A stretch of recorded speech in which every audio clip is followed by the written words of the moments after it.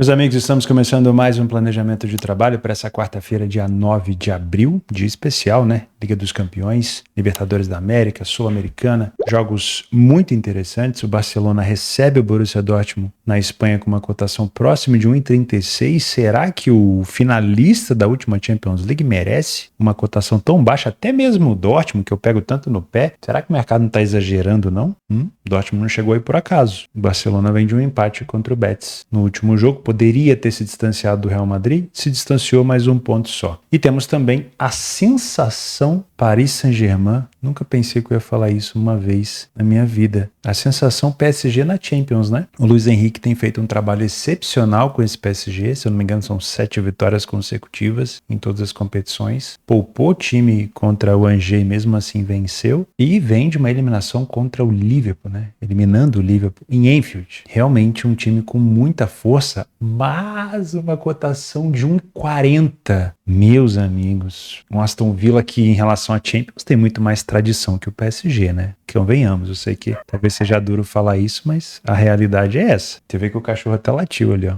Geralmente quando late a gente tem surpresa. Mas 1,40 é a cotação do PSG. Se você perguntasse se é uma cotação justa, se fosse para analisar contexto histórico do que o PSG já vacilou na Liga dos Campeões, eu diria que não. Mas eu não gosto de levar esse contexto, não. Acredito que o momento do PSG é muito bom, o time está muito encaixado, principalmente na parte ofensiva. E o Aston Villa, apesar de ser uma equipe muito sólida em alguns pontos, muito bem treinada também, hoje vai enfrentar um adversário superior. Então, acho que o objetivo do Aston Villa na França é buscar um empate. Uma vitória seria excepcional, mas tem tudo para ser um bombardeio do PSG. Tem tudo para ser novamente um jogo, principalmente se o Aston Villa se comportar de uma maneira mais recuada. Mas a gente vai falar desse jogo com carinho. Temos ainda meias finais da Taça de Portugal. Tirsense recebe o Benfica, esse é o primeiro jogo. Benfica com uma cotação de 1,06, provavelmente por conta dessa odd eu vou acabar pulando esse jogo, né? Vou deixar como algo complementar. Benfica muito favorito, acabou de golear o Porto no Dragão.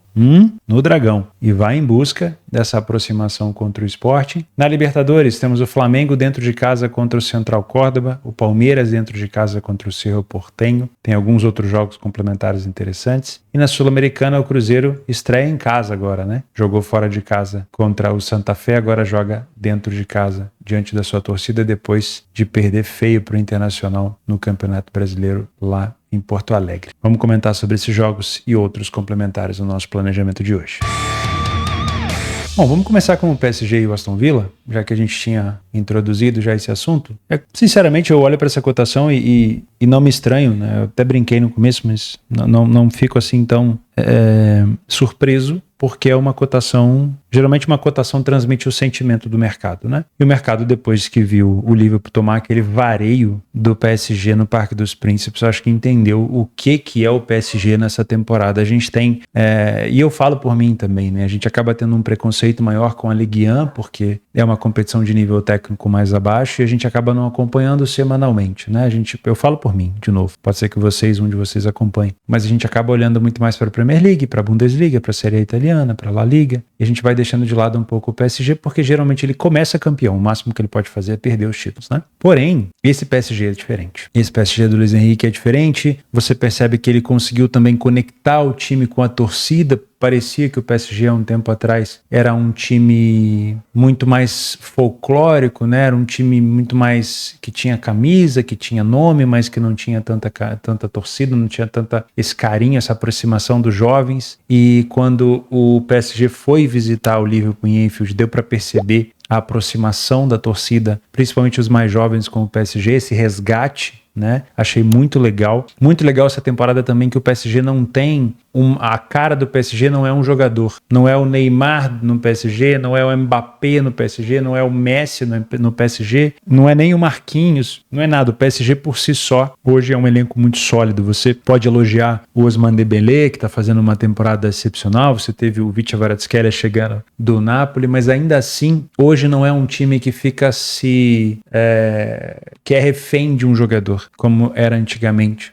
Se não jogar bem, não resolve. A época de Cavani, época de Ibrahimovic, depois a época de Neymar. Hoje não é assim, é um time unido. Eu acho que isso tem muito dedo do Luiz Henrique. E o que o PSG mostrou contra o Liverpool em casa e depois na Inglaterra, eu acho que chancela o PSG para ter essa cotação. Eu não colocaria meu dinheiro se você perguntasse para mim. Não colocaria. A gente pode olhar aqui que o PSG das últimas vezes que teve cotação de 1,40, a expectativa de vitória era de 71%, mas ele venceu 66%. Então nem o valor esperado positivo a gente tem. Mas eu também não colocaria meu dinheiro contra, porque eu sei da condição técnica e do poderio ofensivo que tem essa equipe do PSG. E também passa pelo medo de trabalhar contra o PSG, o comportamento do Aston Villa. O Aston Villa chegou nessa fase depois de eliminar o Bruges. O Aston Villa, ele é sim um time muito sólido na Premier League, mas eu ainda vejo o Aston Villa podendo, na casa do PSG, se comportar de uma maneira mais recuada, mais compacta, dando ao PSG ainda mais posse, dando ao PSG ainda mais volume ofensivo, e isso vai fazer com que a cotação do PSG suba em conta-gota. Então trabalhar contra o PSG, eu já não tenho método para isso mesmo, mas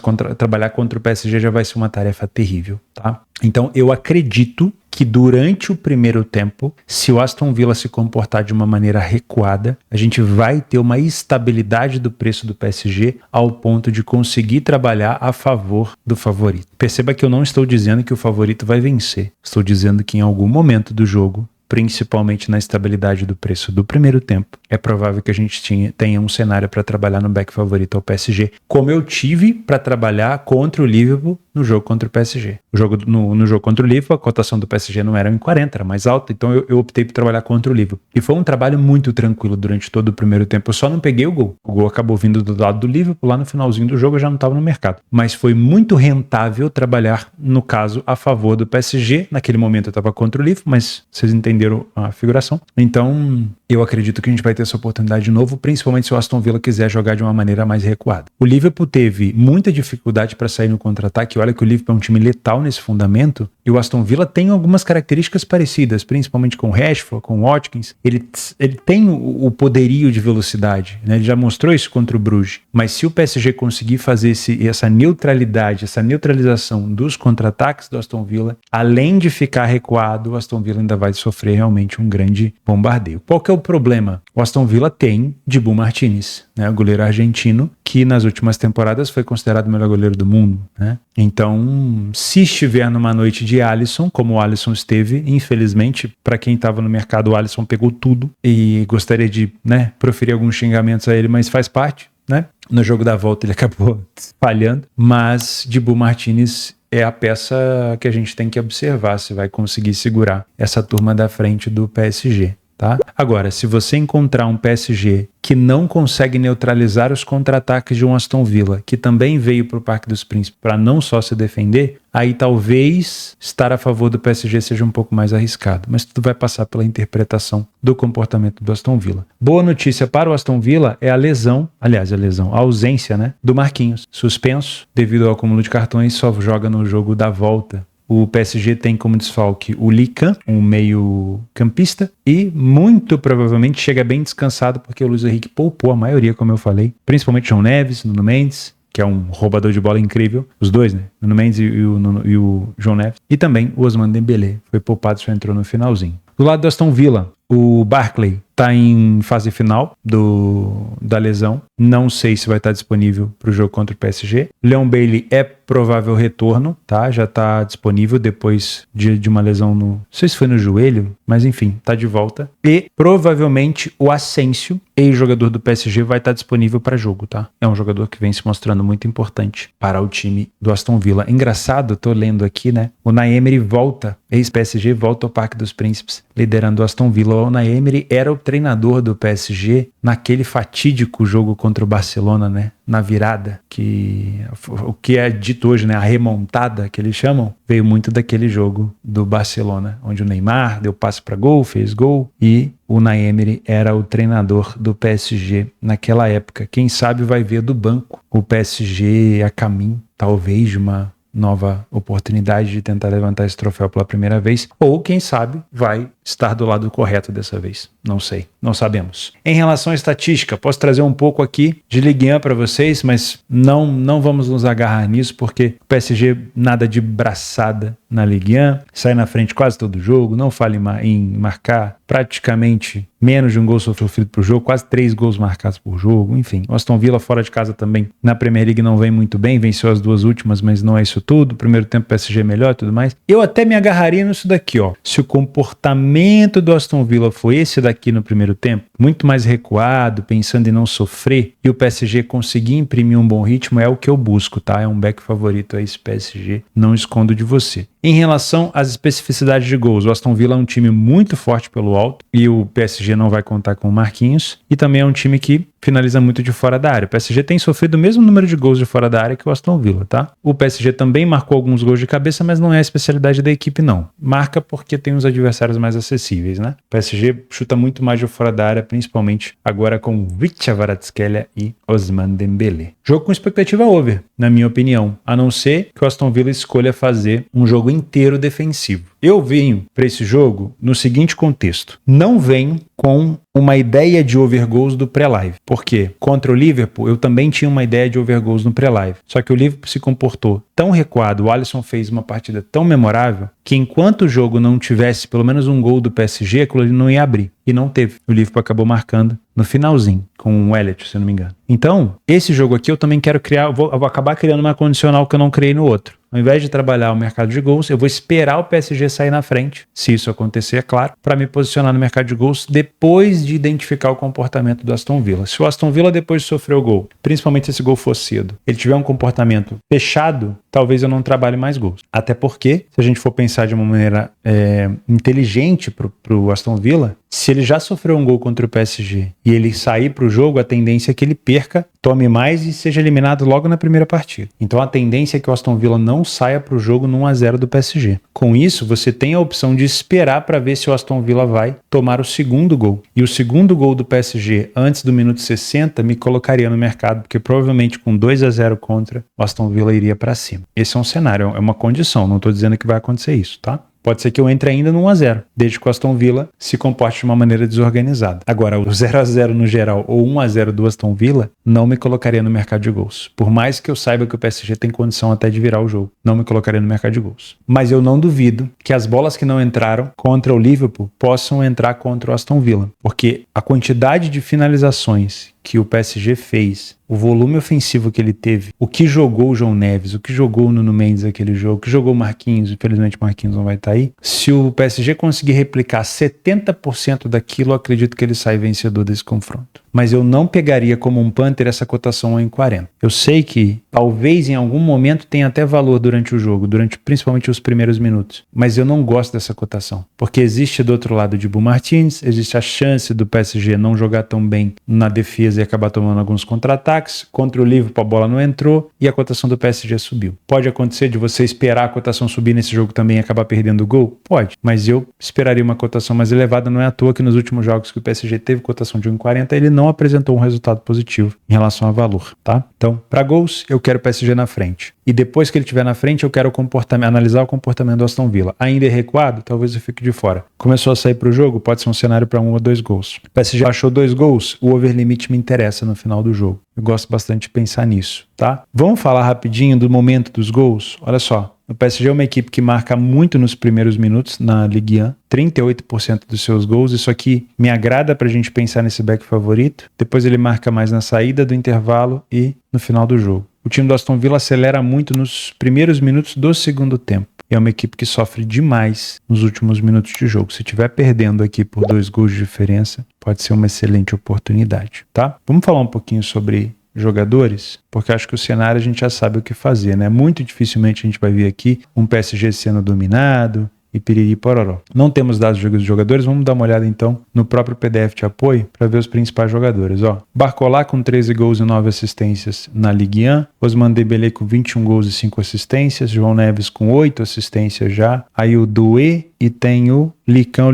não vai jogar. Licanin. Cadê o Marquinhos? Marquinhos tá fora também, fez um gol só até nessa temporada. e o Achraf Hakimi, um dos maiores assistentes também. Engraçado, né? Barcola e João Neves são os principais assistentes dessa equipe. Do lado do Aston Villa, Watkins e Rodgers são os principais goleadores. Aí você tem o Rashford e também antigamente o Duran, né? Que foi pro time do Cristiano Ronaldo. E você tem... Deixa eu ver se já tá aparecendo aqui. Acho que não. Ainda não tá aparecendo aqui, porque não deve ter tantos gols ainda. Nem tantos minutos jogados, na verdade, né? Que é o Asensio. É por conta dos minutos jogados. O Asensio é um reserva de luxo, mas sempre que entra é um jogador muito importante. Não sei se ele vai ser o titular. Seria interessante ver o Asensio contra o PSG. O cenário é esse. Não acho que vai mudar. Podemos ter aqui ou uma grande noite de Dibu Martinez ou uma grande noite de Ousmane Dembélé e Vicha Kvaratskhelia. Eu acho que uma noite boa das duas partes é difícil. Ou a gente vai ter uma noite muito boa, igual teve o Alisson dos goleiros, ou o ataque do PSG deve prevalecer dessa vez. Vai ter que se segurar o Aston Villa. Se quiser se classificar, não pode ir para cima do PSG no Parque dos Príncipes. A não ser que tudo que a gente viu do PSG até agora seja um devaneio e que hoje ele desaprenda a jogar. O que não costuma ser assim, convenhamos. Eu acho que o time está muito bem encaixado, né? Então, qualquer coisa que não seja um empate, pelo menos, do PSG, uma vitória do PSG hoje, seria um resultado que surpreenderia todo mundo. A diferença é, a que ódio você vai se expor. Cuidado. Não confunda acho que vence com valor, ok? Tenta estar sempre do lado do valor. Em relação a jogadores que eu não comentei aqui, mas vou comentar porque não apareceu jogadores para roubo de bola, eu vou pegar o jogo contra o PSG para ficar mais fácil. E esse jogo eu quero focar um pouco mais no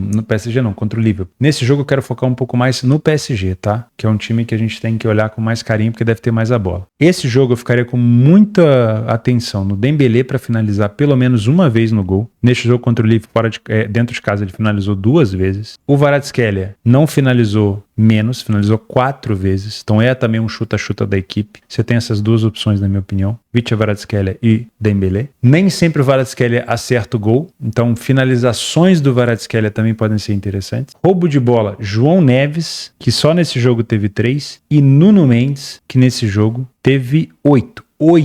Não tô brincando não, tá? O Nuno Mendes está numa fase excepcional. Então eu olharia para esses jogadores, principalmente para interromper contra-ataque. Nuno Mendes, João Neves para roubo de bola, aí Vicha Kvaratskhelia e Dembélé para finalização no gol. Do lado do Aston Villa, a gente tem que ficar de olho, na minha opinião, no Dibu Martinez. Então não vou aqui puxar a capivara do Martinez em relação à quantidade de defesas que ele costuma fazer, mas vou trabalhar com uma média de que nesse jogo contra o PSG ele pegue pelo menos 3 bolas. Contra o Nottingham Forest, ele pegou 2, mas eu não duvido que contra o PSG ele possa pegar de 3 a 4 bolas no mínimo, tá? No jogo contra o... Deixa eu ver se eu fechei essa página. Acho que eu fechei, né? Tá aqui, ó. No jogo do Liverpool, o PSG e Liverpool, que o Alisson teve aquela nota absurda, o Alisson pegou 9. Só para ter uma ideia de quanto foi forte e intenso esse bombardeio do PSG, tá? Então, para mim, é um Aston Villa que pode sim colocar o seu goleiro para trabalhar. Em relação a roubo de bola, geralmente no Aston Villa a gente olha para o Tielemans, né? Para mim, um dos principais jogadores nessa função. Se você quiser levar ele em consideração, é bacana, tá? 2 roubadas de bola contra o Forest, é um jogador que tem uma frequência muito grande nesse fundamento. Segundo jogo da Champions, mesmo horário, infelizmente, né? Temos que lidar com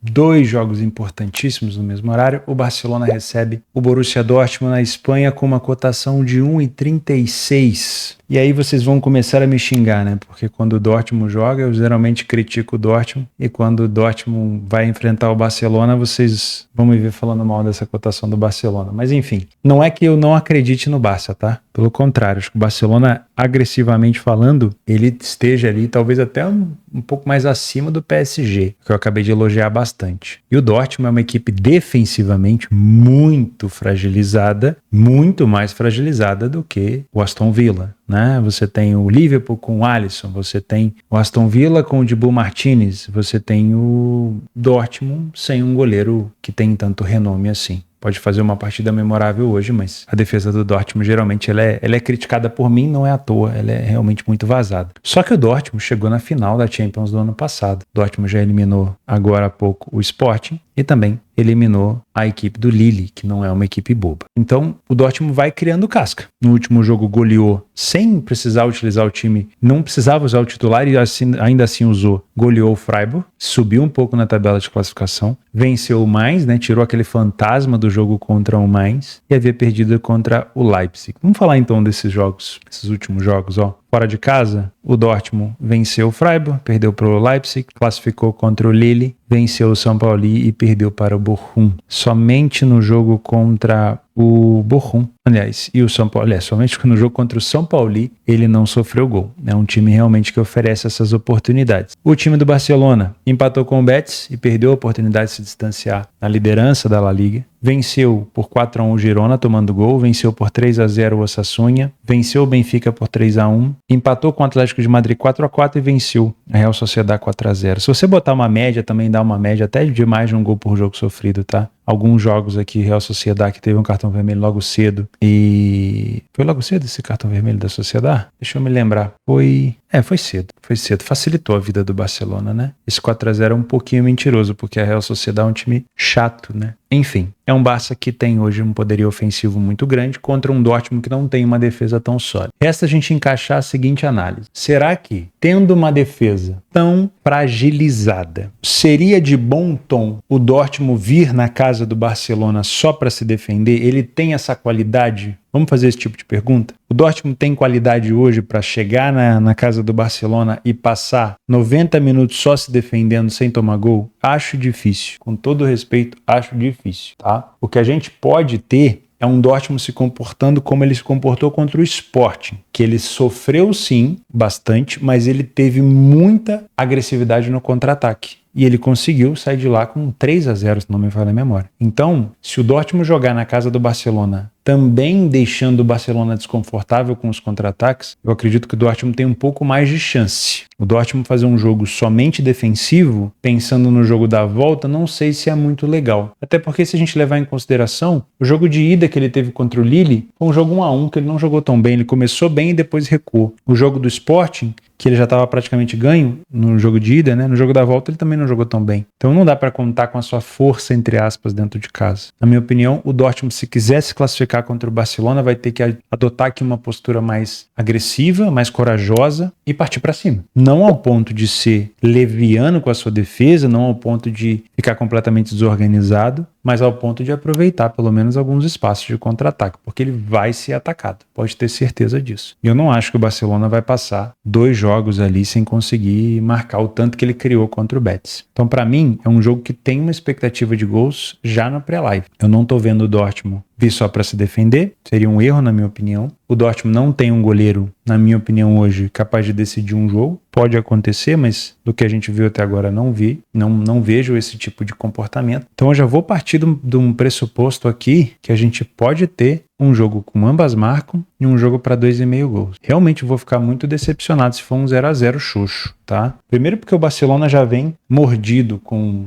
a La Liga, né? Com o negócio do Betis. Rafinha reclamando pra caramba e tudo mais. O Barcelona até criou, mas não conseguiu. E o Dortmund vem de um bom resultado contra o Freiburg, vem animado, né? Vem motivado. Só que o problema do Dortmund é que o próximo jogo dele é contra o Bayern. Eu, sinceramente, acho que o Dortmund não tá nem aí pra Bundesliga agora, tá? Seria muito difícil buscar uma vaga na Champions via Bundesliga, até porque, se você já tá na Champions, vai ficar pensando na próxima por quê? Pensa em classificar pra essa, pensa em passar pra semifinal, pensa em chegar na final de novo, quem sabe uma oportunidade de levantar um título mais uma vez. Então, pra mim, eu não gosto dessa cotação do Barcelona, porque eu não tô vendo o Barcelona jogar contra uma equipe, com todo respeito, morta. Eu não tô vendo o Dortmund vir aqui dormindo. Eu vejo o Dortmund sofrendo do Barcelona? Vejo. Vejo o Dortmund sofrendo mais do que um gol do Barcelona? Vejo. Até mais, vejo. Mas eu não vejo o Dortmund vindo para cá covardemente só se defendendo. Não faz muito o estilo. É um time que vai querer contra-atacar, que vai ser agressivo em alguns aspectos. É o suficiente ser agressivo para vencer o Barcelona na casa do Barcelona? Não sei. Acho que não. Poderia ser, mas acho que não. Mas pelo menos para manter-se vivo na eliminatória. Porque se você perde para o Barcelona por 2-1, por exemplo, 3-2, por 1-0, você chega vivo para o jogo da volta. Vai ser difícil ainda, mas chega vivo. Se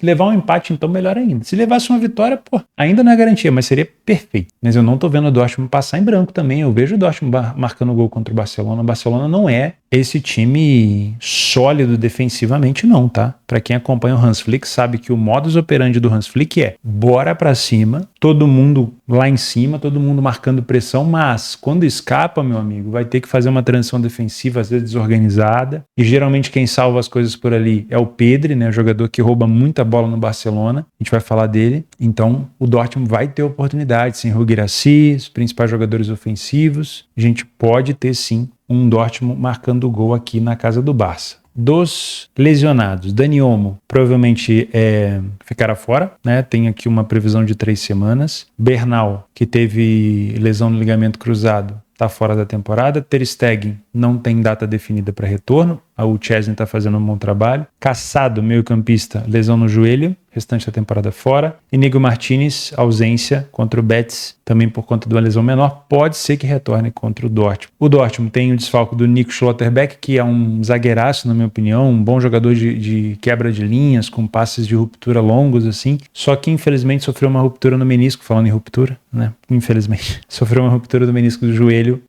durante o treinamento. E era um zagueiro muito bom para esse time do Dortmund. O Sabitzer ainda está lesionado, é incerto se ele vai poder jogar contra o Barcelona ou não. E tem o retorno do Giovanni Reina, depois de uma recuperação de uma lesão no joelho, tá? Então, assim, dos lesionados, eu acho que o Barça perde na criatividade nas finalizações do Olmo e o Dortmund perde no Schlotterbeck, né? Que, curiosamente, é um zagueiro de 1,90 e blau que cobra escanteio. Não era melhor você ter esse cara na área, mas é um cobrador de escanteio muito bom. Tanto é que os 2 gols, se não me falha a memória, contra o Mainz, 2 dos 3 gols foram batidos por ele e gols de cabeça do Dortmund. Mas infelizmente ele não vai estar presente. Vamos falar de estatística? Rapidinho. Se você não tem acesso ao PDF de apoio, fica aqui embaixo o link para você se tornar membro do canal para ter acesso. Membros do canal têm diversos benefícios. Tem muita gente me pedindo para assinar por Pix. Gente, o YouTube não tem essa opção de Pix, mas existem outras formas, tá? Eu vou tentar gravar isso durante essa semana, alguns tutoriais para vocês que não estão conseguindo assinar por Pix.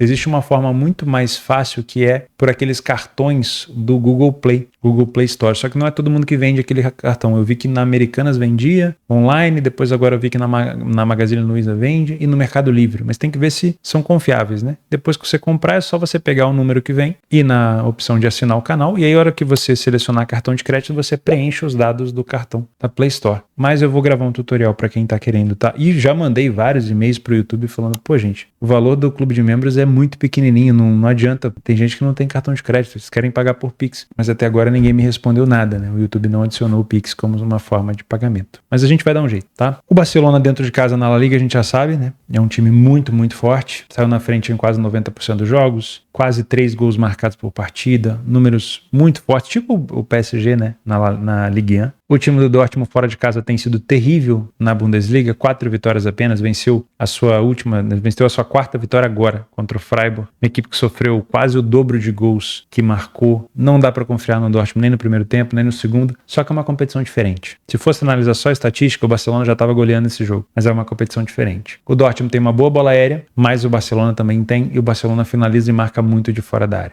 Vou voltar à minha análise do início e vou fazer uma conclusão sobre o Dortmund. Se ele não vier para se comportar de uma maneira covarde defensiva, pensando só no segundo jogo, eu acredito que ele vai ter mais chance de se classificar. Mas a gente vai ter um jogo mais aberto. Se ele vier para fazer um jogo covarde defensivo, ele provavelmente vai conseguir segurar o Barcelona durante um bom tempo, até que o Barcelona consiga encontrar o gol. Se o Barcelona encontrar o gol, eu acho muito difícil que o Dortmund continue de uma maneira tranquila lá atrás. E aí falando sobre o emocional do time, né? O Dortmund não é aquele tipo de time que você vê quando sofre o gol tranquilo. E para você adotar essa estratégia de sofremos um gol, mas um gol de diferença não é o pior dos mundos, você tem que ter um emocional muito bom. E o Dortmund não costuma ser assim. Contra o Sport ele saiu na frente, contra o Lille ele saiu na frente, pelo menos em casa. Então é uma equipe que quando sai atrás ele tem mais dificuldade.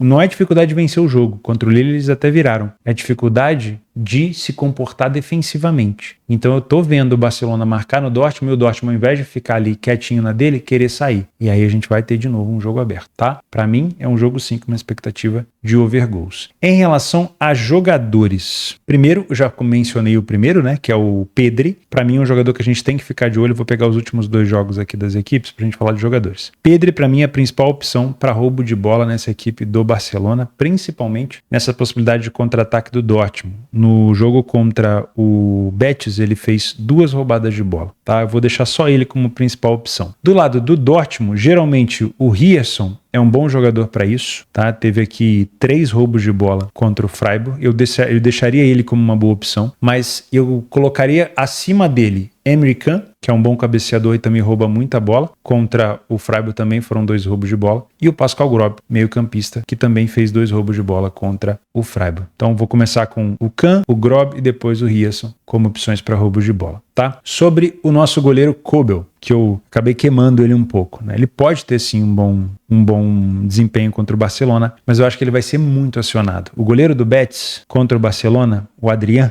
ele fez 4 defesas. Eu não duvido que o nosso querido Gregor Kobel faça pelo menos isso, tá? De 4 para mais defesas. De 3 a 4 é praticamente um número de certeza, né? A não ser que o Barcelona venha sem os seus principais jogadores. Para finalizar no alvo, se você quer trabalhar com o batedor oficial de pênalti, é o Lewandowski, que na última partida não finalizou no gol. Agora, se você quer trabalhar com jogadores que finalizam de fora da área, aí você pode olhar para Lamine Yamal. Eu prefiro o Lamine Yamal, tá? O Lewandowski, ele vai ter oportunidade, provavelmente faça até gol por aqui, mas eu prefiro o Lamine Yamal porque provavelmente se encontrar uma defesa mais fechada, ele vai querer chutar no gol e é uma boa opção. O Rafinha, cara, não teve um desempenho tão bom, né? Contra o Betis em relação a ajudar o time a vencer. Mas ele também finalizou no gol. E ele tá meio que engasgado, né? Depois do sacode que o Brasil tomou, das ameaças que ele fez, falou que ia fazer acontecer, tá devendo. Então se você quiser apostar nisso, de um Rafinha fazendo gol, um Rafinha, quem sabe, chutando no alvo, pode ser interessante. O problema é, Rafinha vai ser titular depois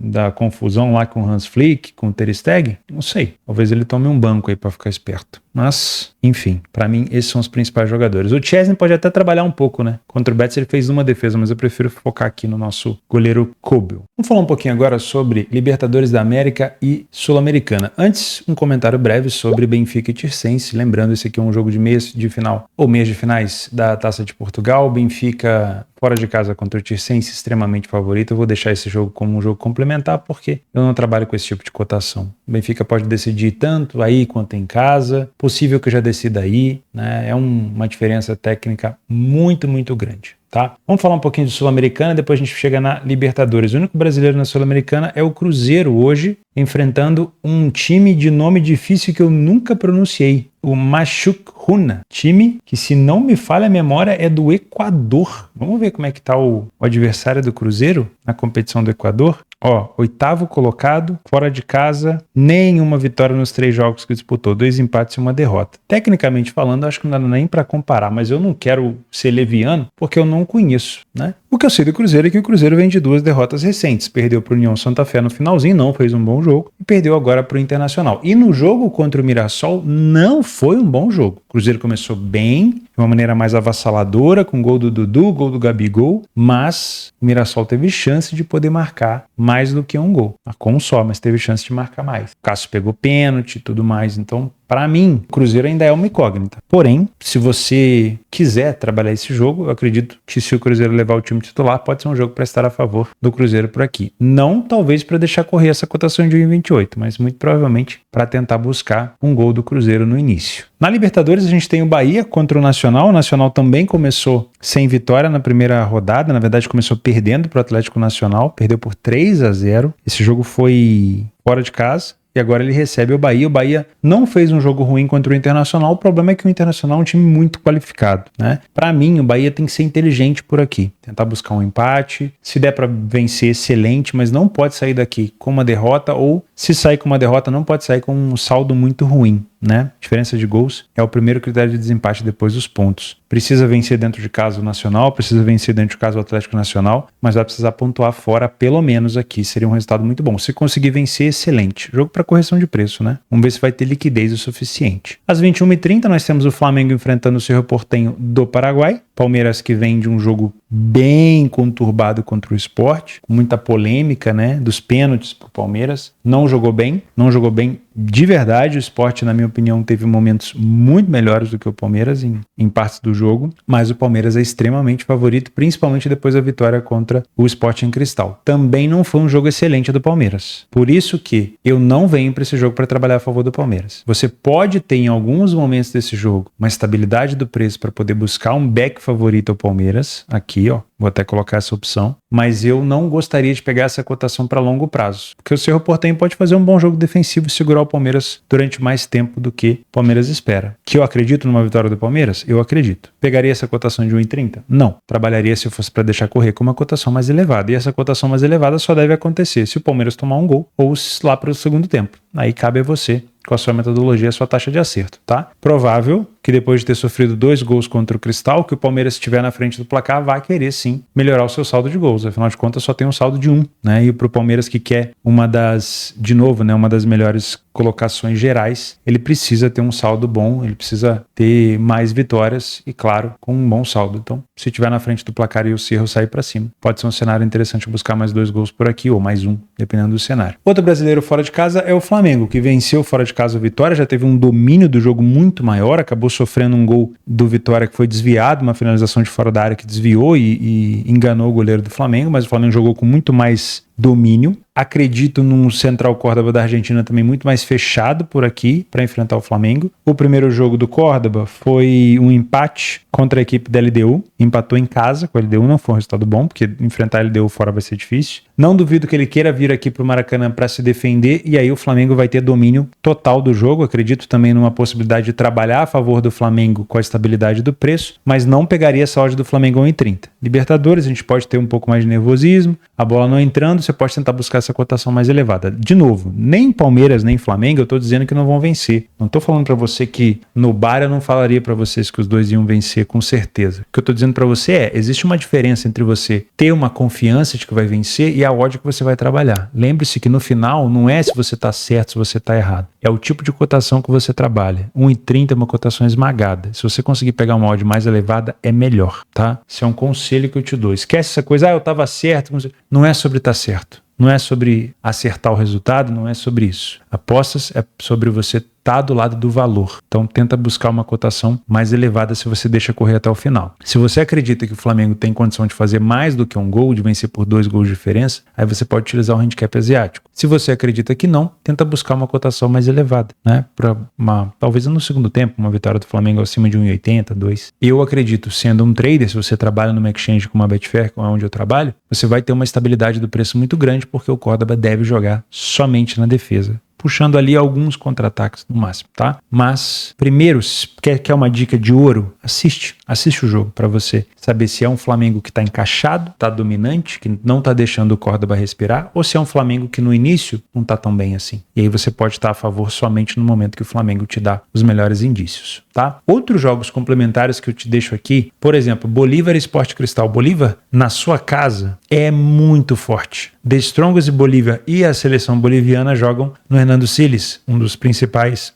e mais altos, de altitude estádios do mundo, né? Então eu te aconselho você dar uma olhada aqui, porque o Cristal já perdeu, tende a jogar, né? Talvez um pouquinho mais fora da casinha e pode tomar uma porrada do Bolívar por aqui. Outro jogo, LDU contra o Táchira. O Táchira é um adversário muito acessível para mim, uma vitória da LDU aqui e também acredito numa vitória do Bolívar. Vou deixar como complementar os dois, para também não influenciar você, mas eu olharia com carinho, principalmente para essa LDU aqui. O Táchira é um time muito fraco, vai enfrentar a LDU em Quito, vai tomar uma pressão absurda também, tá? Gosto disso. Outro jogo complementar com um pouco mais de liquidez, Olímpia e Vélez, né? 2 times de tradição. Na Sul-Americana, o Lanús com o Melgar.